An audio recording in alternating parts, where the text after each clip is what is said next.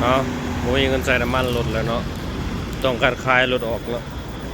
จอดเลี่ยนกันอยู่นี่นะพอที่จอดกับโบมี่คลายออกถึกๆเด้อ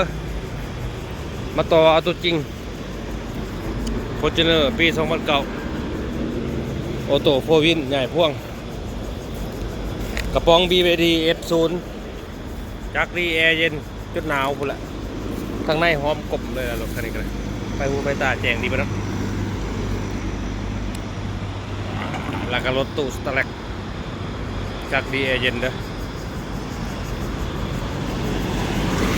มักเขาได้มาต่อมาลองเอามีบอลจอด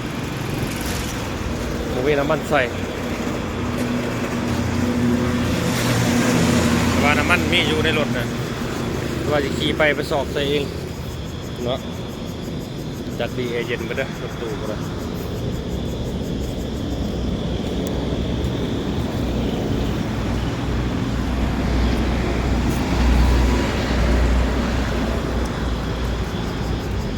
รอเตียงกันเสียลายนี่นะ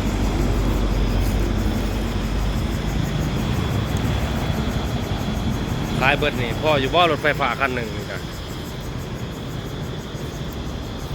มาเบิ่งมาต่อมาลอกเอาตัวจริงเด้อเบิ่งรถถึงต่อจากลอกเอาโอเค